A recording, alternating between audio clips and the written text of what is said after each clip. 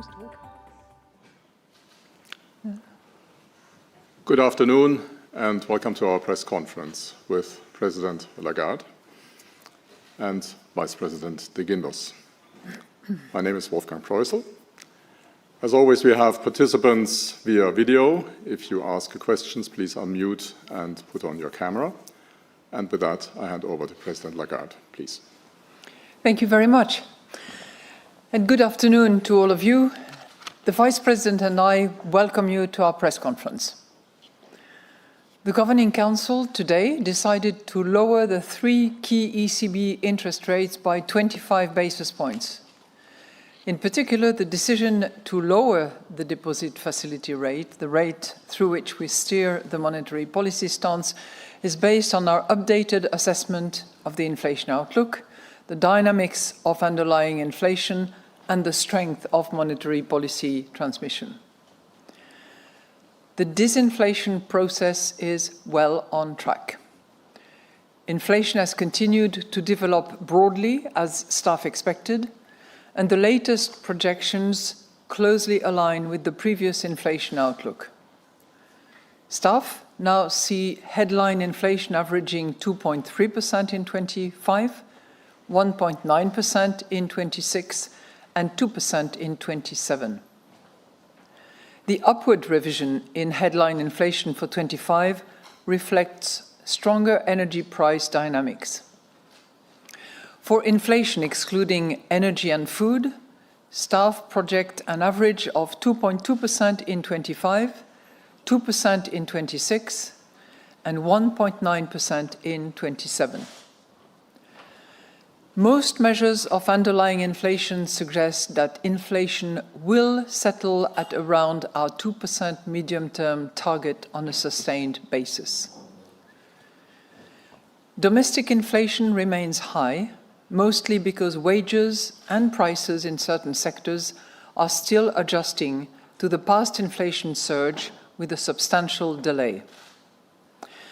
But wage growth is moderating as expected, and profits are partially buffering the impact on inflation. Our monetary policy is becoming meaningfully less restrictive, as our interest rate cuts are making new borrowing less expensive for firms and households, and loan growth is picking up. At the same time, a headwind to the easing of financing conditions comes from past interest rate hikes still transmitting to the stock of credit, and lending remains subdued overall. The economy faces continued challenges, and staff have again marked down their growth projections to 0.9% for 25, 1.2% for 26, and 1.3% for 27. The downward revisions for 25 and 26 reflect lower exports and ongoing weakness in investment, in part originating from high trade policy uncertainty, as well as broader policy uncertainty. Rising real incomes and the gradually fading effects of our past rate hikes remain the key drivers underpinning the expected pickup in demand over time. We are determined to ensure that inflation stabilizes sustainably at our 2% medium-term target. Especially in current conditions of rising uncertainty, we will follow a data-dependent and meeting-by-meeting approach to determining the appropriate monetary policy stance. In particular, our interest rate decisions will be based on our assessment of the inflation outlook in light of the incoming economic and financial data, the dynamics of underlying inflation, and the strength of monetary policy transmission. We are not pre-committing to a particular rate path. The decisions taken today are set out in a press release available on our website. And I will now outline in more detail how we see the economy and inflation developing, and will then explain our assessment of financial and monetary conditions. So looking at the economic activity, the euro area economy likely grew modestly in the fourth quarter of 2024. The first 2 months of 25 saw a continuation of many of last year's patterns. Manufacturing is still a drag on growth, even if survey indicators are improving. High uncertainty, both at home and abroad, is holding back investment, and competitiveness challenges are weighing on exports. At the same time, services are resilient. Moreover, rising household incomes and the robust labor market are supporting a gradual pickup in consumption, although consumers' confidence is still fragile and saving rates are still high. The unemployment rate stayed at its historical low of 6.2% in January, and employment is estimated to have grown by 0.1% in the last quarter of 24. However, demand for labor has moderated, and recent survey data suggest that employment growth was subdued in the first 2 months of 25. Uncertainty has increased and is likely to weigh on investment and export by more than previously expected. But growth should be supported by higher incomes and lower borrowing costs. According to the staff projections, export should also be supported by rising global demand so long as trade tensions do not escalate further. Fiscal and structural policies should make the economy more productive, competitive, and resilient. The European Commission's Competitiveness Compass provides a concrete roadmap for action, and its proposal should be swiftly adopted.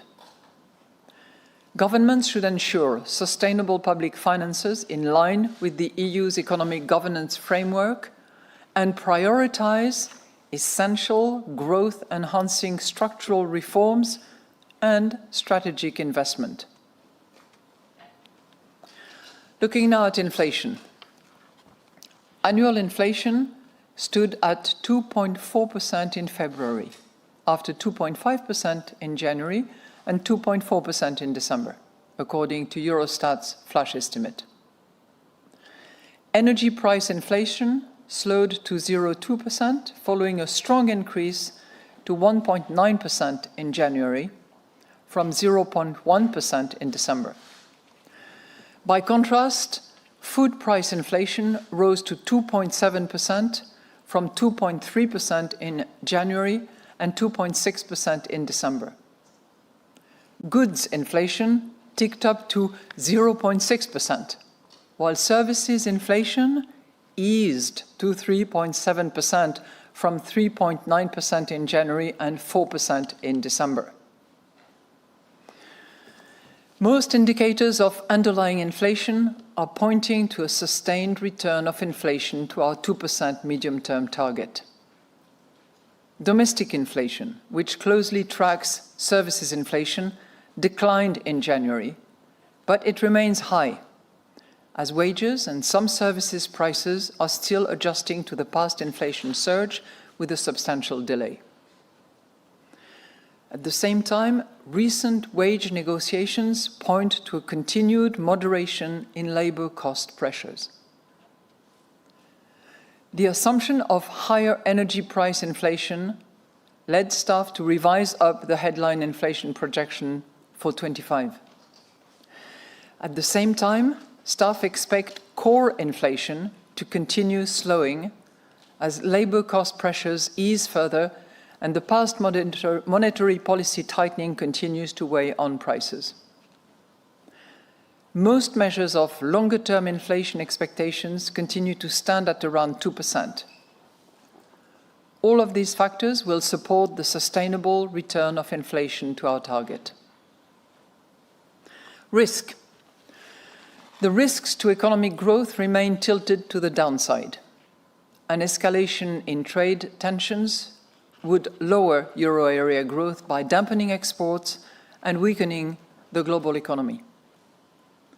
Ongoing uncertainty about global trade policies could drag investment down.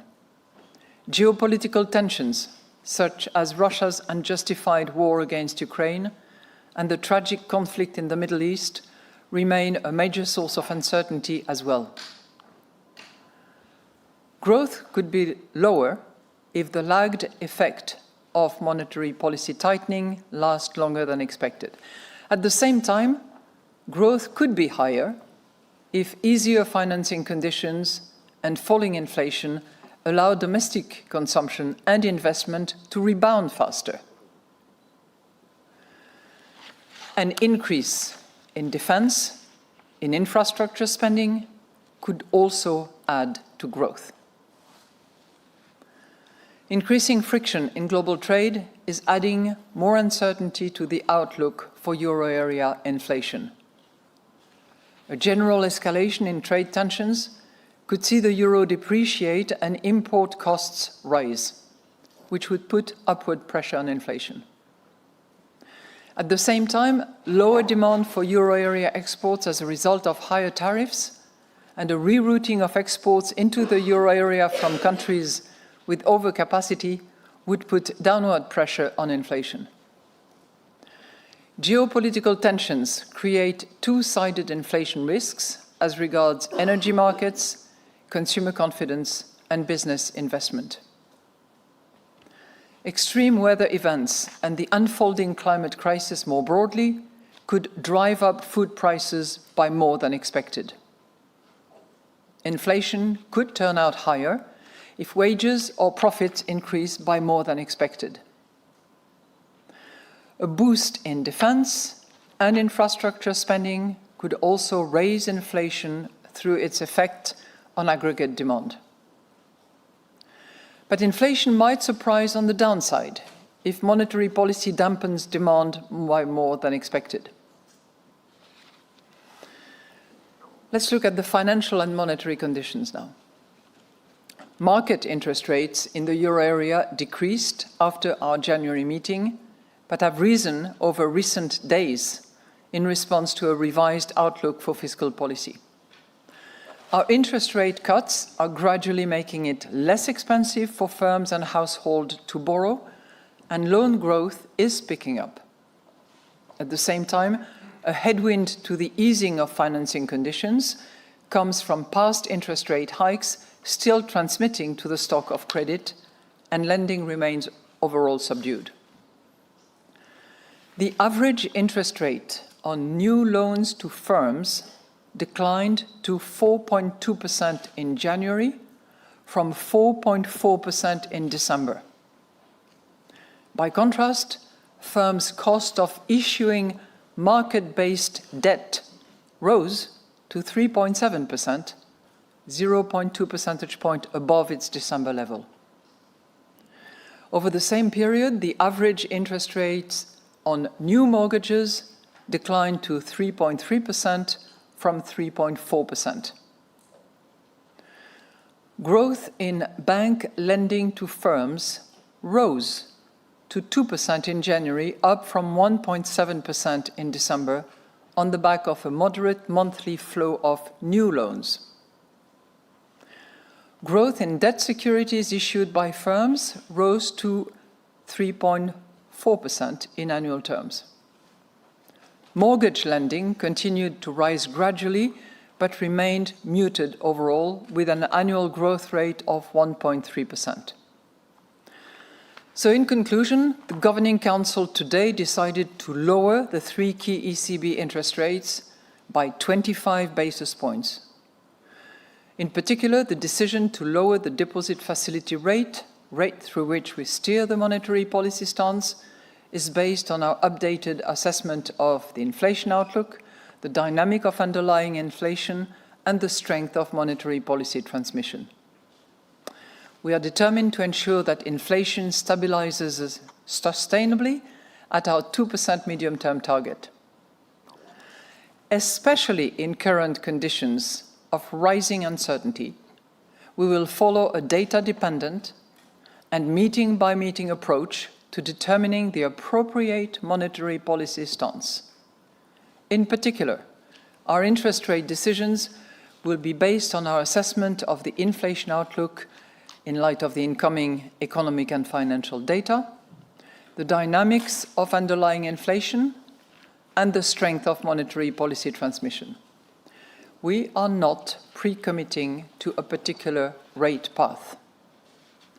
In any case, we stand ready to adjust all of our instruments within our mandate to ensure that inflation stabilizes sustainably at our medium-term target and to preserve the smooth functioning of monetary policy transmission. We are now ready to take your questions. Thank you. And the first question today goes to Alex Weber of Bloomberg. Alex, please. Let me grab some water. Thank you. Good afternoon. My first question is on the way forward. So you say that your monetary policy is becoming meaningfully less restrictive. Does this mean you could slow the pace of rate cuts now and perhaps pause in April? Did you discuss such a scenario at your meeting today? And my second question, perhaps related to that, is on fiscal policy. There's a pretty drastic shift underway with plans for much higher defense spending and in Germany's case also infrastructure. There's been a significant market reaction as well. Could you elaborate how the Governing Council expects this to change the economic outlook and monetary policy? Thank you very much for your two questions. So on your first question, you very well noted that we have changed the wording of the fourth paragraph of our monetary policy statement. So let me try to explain what it means, because it's not just an innocuous little change. It's a change that has a certain meaning. What we had previously was that we would keep our restrictive monetary policy as long as was necessary, etc. And that was very much a static assessment of what was needed. We are now moving by having our monetary policy is becoming meaningfully less restrictive to a more evolutionary approach. So in other words, we take account of the journey that we have traveled, 150 basis points since we started cutting. And we acknowledge the fact that, as a result, it is becoming meaningfully less restrictive. We add to that in the same paragraph the two forces that we are seeing operating on our financing conditions. And the first one, if you will, is the... I used a comparison a few weeks ago when we were at the G20 in South Africa, and I used a comparison of the Cape of Good Hope, where you have warm water from the Indian Ocean and the cold water from the Atlantic. And this is really where the position is at the moment, where we have the impact of the current monetary policy decisions that we take and have been taking, which is to cut rates. But at the same time, we still have the cold water of the Atlantic, meaning the remaining effects of decisions that we have taken over the course of time. And that's really where we are at the moment. And that has led us to acknowledge the fact that our measures, that our monetary policy is becoming meaningfully less restrictive. So you asked me the second question, which has to do with most recent development. And I have to say that we have not been spared recent developments in the last few hours and days. And the one that you're referring to is the announcement by the European Commission, on the one hand, of this 800 billion comprising the 150 borrowing facility and the 650 space within which member states can borrow for defense purposes, on the one hand. And on the other hand, the announcement by the German authorities of a twofold program, in a way, one which is the big infrastructure financing of 500 billion over a period of 10 years, and a special measure that relates to defense expenditure that would be decided in the years to come. So two observations. One is, this is work in progress. And we have to be attentive, vigilant. We have to understand how this is going to work, what the timing will be, what the financing will be, so that we can then draw the conclusions and appreciate how much it will contribute to growth and what impact it would have eventually on inflation. So that part of the work we have not yet, of course, determined the conclusion. But one thing that around the table of the Governing Council was clear is that on both accounts, that would be supportive to European growth at large and would be a boost to the European economy. Now, everything is going to be a factor of the details. You know, where will the purchases take place? What will the timing be? What will the financing be? And all of those are, you know, obviously political decisions that are not within the remit of the central bank. But we are very attentive to what will come out of today's meeting in Brussels and further development on the German political scene to appreciate the economic consequences. Thank you. Next question goes to Annette Weisbach of CNBC. Annette, please. Madame Lagarde, I have another question on the meaningfully less restrictive monetary policy stance. Perhaps you can explain that to us. Lending is still down.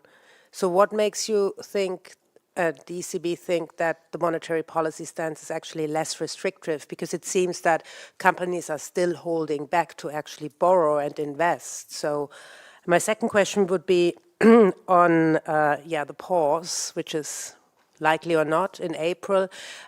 Given the uncertainties, would you rather wait for more wage data coming in as domestic inflation seems to be stubbornly high? Thank you. But thank you so much for your question. You know, our assessment based on the bank lending survey, based on the numbers that that we receive, based on the corporate survey that we hold, and comparing the current situation with the last few quarters, and this month versus last month as well, indicate that lending is actually increasing. The lending to corporate is up by 2%. The lending to households in terms of mortgages is up by 1.3%. Now, this is not yet bringing us to, you know, the sort of strong, solid, robust levels of borrowing by economic actors, but it is definitely on the way up. So you have two phenomena. You have interest rates that we see going down, both for corporate and households, not phenomenally yet. We hope that that process will continue. And we are seeing at the same time the volume of lending going up as well. So that's on those two accounts, which it's one of the elements that we use to determine whether or not and how much we are or not still restrictive. And we're not really sort of passing judgment, because I think that particular point is not necessarily the most relevant. What we acknowledge is that it is becoming meaningfully less restrictive. And as I said, we take into account all the work that has been done and we assess the process that we are in. You asked me a second question. On the potential April pause and wage data. Oh, okay. Yeah, that, you know what, that gives me a chance to explain to you where we are. And I think there is a particular sentence in the monetary policy statement which refers to the particularly high uncertainty under which we operate. Because, you know, clearly we have three phenomena that we have debated over the course of this Governing Council. One, the disinflation is on track. That's point number one. Point number two, the monetary policy is becoming meaningfully less restrictive. And point number two, we have huge uncertainty. Some people have used the adjective phenomenal uncertainty, and we debated as to whether it was high and rising, but suffice to say that it is all over. So we have risks all over, uncertainty all over. So under those circumstances, our determination is obviously to reach destination. But we will do so without pre-committing to any particular path. And you have seen that sentence in our monetary policy statement in the past. I think it is even more relevant at the moment, given the level of uncertainty that we have. So we are not pre-committing to a path. And you might have some governors who will say that, I believe that. It is their individual views. I can assure you that the collective view around the table is that we do not pre-commit to a path. And we will be, as ever, and probably more so, data dependent. So if the data indicates to us that in order to reach destination, the appropriate monetary policy should be to cut, we shall do so. But if, on the other hand, the data indicates that it is not the case, then we shall not cut, and we will pause. So that's really where we are, not pre-committing, being data-dependent as ever, and deciding on a meeting-by-meeting basis. So I know some will find it frustrating, but I'm terribly sorry. But in the circumstances we're facing at the moment, anything, more would not be very responsible. From one day to the other, the situation changes dramatically. And our projection, the measure of underlying inflation, the price of energy, you just name it. Risks are all over the place. Francesco Canepa of Reuters for the next question. Francesco, please. Good afternoon, everybody. So, Good afternoon, Mr. Panetta. You said in the past that the direction of travel was clear, and the only question was about the pace and timing. There was also a mention in the past about inflation reaching target over the course of this year. Now, those are gone. You didn't repeat those today. So I just wanted to ask you, how broad was the consensus behind today's rate cut? The second question is about something else, is about Russian assets. There seems to be growing political appetite in Europe for seizing those assets. Now, obviously, that would set a legal precedent. So I wanted to ask you, how do you think that would affect the status of the euro as a reserve currency? Thank you. Thank you for your two questions. So it gives me a chance to tell you how the decision was made. And it was made as a result of substantive discussion all around the table on the state of the economy, on our projections, on the risks that we are facing. And the decision was a consensus. And no one opposed that decision. Or you might have different source of information, could be. But I was sitting in the room, you see, mind you. So no one opposed the decision. One governor, specifically Governor Olsman, for whom I have great respect, abstained. Okay? There was no opposition. There was one abstention. So you have the gist of the decision. Look, on the Russian assets, I think we have made our position quite clear in the sense that those frozen assets, as you know, are being used in order to guarantee 50 billion loans granted under the ERA by the various members of the G7. This process is underway, and there are political debates that are vastly broadcasted around the fact that we should maybe move from freezing to seizing. This is not for the European Central Bank to debate, but I would certainly submit that the international law basis on which any decision is made will matter as far as other investors are concerned. And it is, I'm sure, an element that will be taken into account by those whose job it is to make those ultimate decisions. Next question goes to Johanna Träg of Politico. Johanna, please. Good afternoon. Thank you very much. Good afternoon. I would like to go back to your previous assertion that, there might be a question about the speed of travel, but the direction is clear. So from today's perspective, is the direction of travel still clear? There's only one direction. And my second question is on the recent market reaction. Borrowing costs have gone up in response to the fiscal news. Do you have any concerns about a return of sovereign debt tensions in the Eurozone? Thank you very much.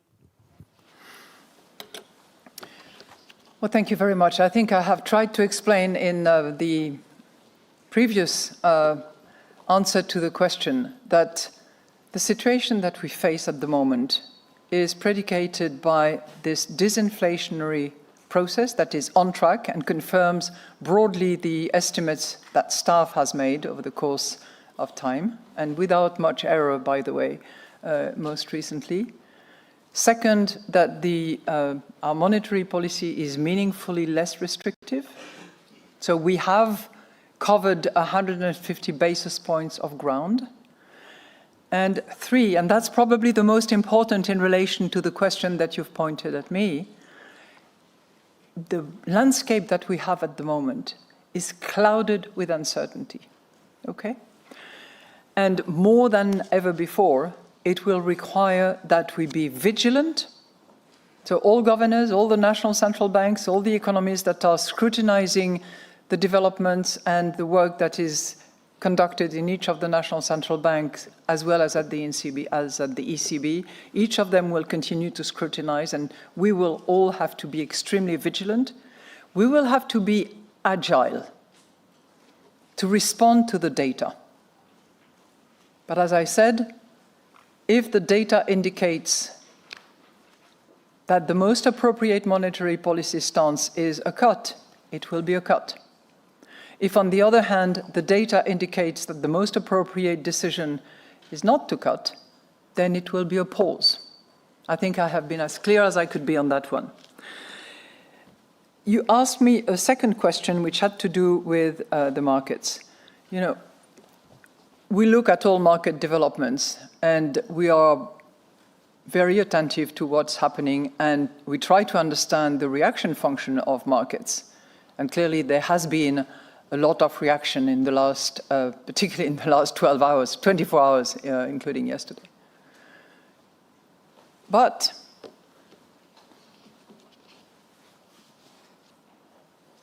we're not going to be changing a policy stance as a result of a market determination of the last 24 hours. Equally, when we look at the spread, there's been very limited spread variation despite the massive change in the yields. So I think that that gives us an answer concerning the solidity of transmission and the solidity of the sovereigns around Europe. Thank you. Next question goes to Olaf Storbeck of the Financial Times. Olaf, please. Thanks. Following up on the last question, so your answer is that the direction of travel isn't clear anymore. Would that be the kind of short version of your elaborate answer? That would be my first question. And my second question is, you pointed to the potential increase in infrastructure and defense spending, which could both add to growth and to inflation. Did you have any discussion in the Governing Council which of the two things are potentially the more relevant one looking forward? And do you have any views yourself on that, given what we know so far, what governments are planning to do? Thanks. Now, on your second question, I know you all want to move faster than light, and certainly faster than our brain power collectively can determine. And as I said, those announcement dates from yesterday, and honestly, in 24 hours, our staff, despite the great work that they do and despite the agility that they demonstrate, particularly those times, are not in a position to identify how much it will contribute to growth and to the European GDP, nor are they in a position to identify how it will impact inflation. Intuitively, all of us around the table, the governors, believe that if all that works, and that's a big if, because it needs to be decided, it needs to go through the parliamentary channels, it needs to then be implemented, by the way.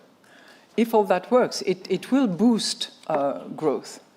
But more to come. Frankly, I think that We need to be attentive to the coming days, weeks, and then try to anticipate the economic consequences that it would have and how it would be distributed as well. On your first point, the reason I'm giving you, I gave Mrs. Streck a quite elaborate answer, I'm sorry for that, it's because the situation is not as sort of straightforward, black and white, we go here, we go there. No, it's not what we're facing at the moment. And as I said, repeatedly, we are not pre-committing to any particular rate path. Okay? We will be data dependent more than ever, and we will decide meeting by meeting. One thing is really clear for me, because you asked me my view, is that we have to reach our destination. And let me just mention one thing, because some of you might be attentive to when we reach that target of 2%. And if you look at the projection of staff that you will see, it's very early in 26, not late in 25. And that is so because of energy prices. Staff has considered that on the basis of the cutoff date that they have, which was quite a few days ago, it was legitimate on the basis of future prices, both on oil and gas. It was legitimate to probably increase by 0.2% the inflation projection. If you look at energy prices today, whether it's oil or gas, the impact would be seriously different.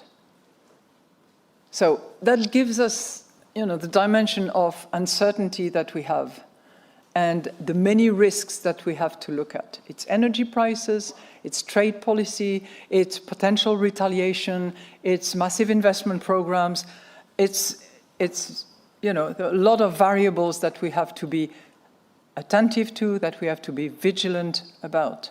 But there are certain things that are solid and stable and actually, fall in line with the projection and anticipation of staff. If you look, for instance, at wages, if you look at the labor market, that is really moving in line with what we had expected. The same goes for services. So there are some stable elements. You remember, those of you who were here last time and the monetary policy meeting we had before, I said I'm particularly attentive to the price of services. I'm particularly attentive to the domestic underlying inflation. I'm particularly attentive to wages in all their dimensions. And that is heading in the direction that we had anticipated, which is comforting the work that we've been doing. Next question. I know it doesn't make a headline, but hey. Now, Aude Kazulek of the French television channel BFM Business. Aude, please. Good afternoon. You've said in the past that monetary and fiscal policy must work hand in hand. Concerning defense spending, do you think this investment should be accompanied by accommodative financial conditions? And second question, related to uncertainty and risk, especially geopolitical ones, do you consider that we are in a whatever it takes moment, as said by Mr. Metz a few days ago? Thank you. Well, thank you very much for your question, your two questions. So on the first one, as I said, it's work in progress, but if the proposal by the Commission for massive borrowing programs and exemption under the escape clause, and the two proposals identified by future Chancellor Merz, if all that was to work, it would certainly have a fiscal impact, which itself would have an impact on demand. So we will have to take that into account and factor that in. But I don't see that as related to our monetary policy, because our monetary policy, as you know, provided under the mandate that we have under Article 127 of the treaty, is price stability. And we're going to really adhere strictly to our mandate of price stability. We are attentive to transmission. We are attentive to underlying inflation. We are attentive to the inflation outlook. And all of that is informed by a large amount of data. But, if your question is intended like, would you not participate in a financing effort? This is not the purpose of the ECB, okay?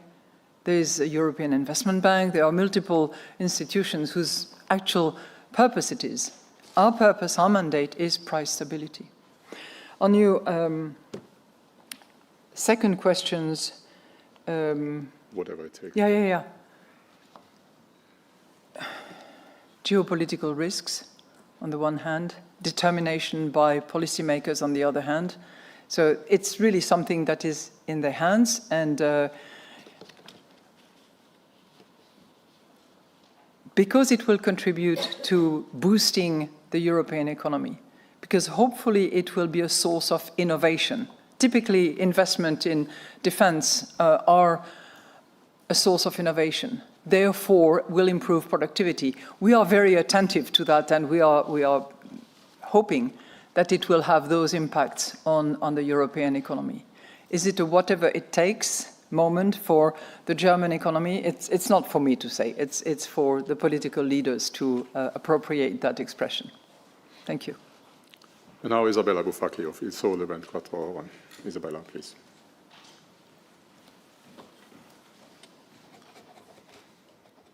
Thank you for the opportunity. President Lagarde, I have two questions. The first is on quantitative tightening. The ECB has been carrying out QT for quite some time, and if I can use your metaphor, it is a bit of a cold water, I think, in the flows. And so we had TLTRO's repayment stopping, and then the holdings, their investments of APP and PEP.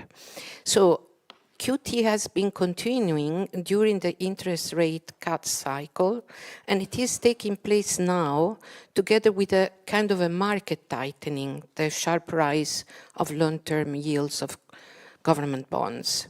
So is the Governing Council taking into consideration or quantifying the impact of this QT on its monetary policy and this meaningfully less restrictive monetary policy? And then my second question is on digital euro. Because the Trump administration decided to stop the Federal Reserve's project on central bank digital currency.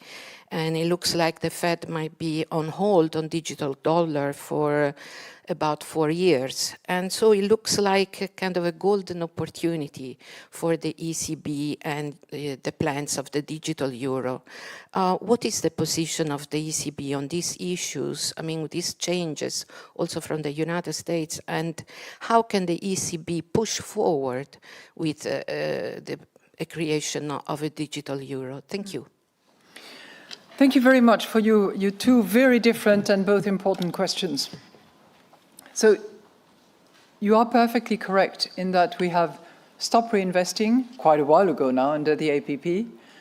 We've stopped reinvesting gradually over the course of time under the Pandemic Emergency Purchase Program, and all TLTRO reimbursement have now been refunded. But this is a process which has taken place very smoothly, which has been absorbed by markets in a very innocuous way over the course of time. Now, we don't regard that as a component of our monetary policy primarily. It's operating on the back burner, if you will. It has been telegraphed very early on. We have anticipated, communicated to markets so that it happens in a very, very smooth and gradual manner, which is what we are seeing. The main monetary policy instrument that we have used recently and that will be the driving force is interest rate, not QT or otherwise such financing program. I know that we have to calculate everything. So we do calculate, we do try to work with counterfactual, and you well know that my dear colleague Piero Cipollone has tried to assess exactly how much it contributes or not, and this is something that he has had calculated. But it's not our key instrument, and it's really not perceived as having a significant impact. On your second point, I tend to share your views. Nature doesn't like vacuum. And we started working on the digital euro way back. Actually, when I started my term 5.5 years ago. And I'm not claiming, parentality on the digital euro, because my colleague Benoît Cœuré had already committed a speech on this matter before I arrived. But I certainly carried on with that project, and subsequently Fabio Panetta on the board, and then Piero Cipollone, who has replaced Fabio, have taken the lead together with a very, very good team, which is focused on accelerating the pace and hopefully campaigning enough with all the stakeholders, meaning European Parliament, meaning European Council, meaning European Commission, so that we can eventually, not put to bed, but put to reality this digital euro. The deadline for us is going to be October of 25, and we are getting ready for that deadline, but we will not be able to move unless the other parties, the stakeholders, as I call them, Commission, Council, and Parliament, actually complete the legislative process, without which we will not be able to move. And I think it is critically important, and it seems to the agnostic or the skeptics, it seems to be more relevant and more of an imperative now than ever before, both on the wholesale and on the retail level, both. And Andres Stumpf of Expansion. Andres, please. Thank you. Could you guide us a bit more around today's discussion and the consensus and frictions? Do you see more diversity of views regarding the current economic outlook or regarding the medium-term outlook? And second question, after what we have seen these last weeks, do you still believe that negotiations are preferable in relation to tariff and commercial war, or has Europe to show somehow some strength? Thank you. My personal basic your personal view. Yeah. My personal view is that you have to negotiate from a position of strength. So one thing leads to the other. And that's the hope that I can formulate, because we know that tariffs, and particularly if there is retaliation, are not good at all and are net negative on pretty much all accounts. But that's my personal view. Although I think we around the table of the Governing Council, we all agreed that it was net negative when it happens, and it's even negative before it happens, because the uncertainty that is generated and the undermined confidence that results from just the threat of those tariff increases and potential retaliations are putting a brake on investment, on consumption decisions, on employment, hiring, and all the rest of it.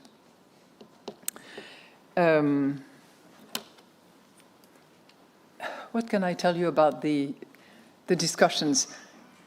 We had quite extensive, intense, lively discussions, but I don't think that we can draw a line between the short term and the medium term, because obviously what is the developments that we are seeing at the moment, because of how they will transform the outlook, because of the impact that it will have on our societies as well as our economies, both in terms of growth and in terms of inflation and in terms of employment, and in terms of transformation of Europe. Those are significant changes, essential changes that we are witnessing and for which we have to account to help making the best and the most appropriate monetary policy decisions. But everyone was very engaged, as you can imagine. That concludes our press conference today. Thank you very much for following us. Our next press conference is on April 17. Until then, all the best. Thank you.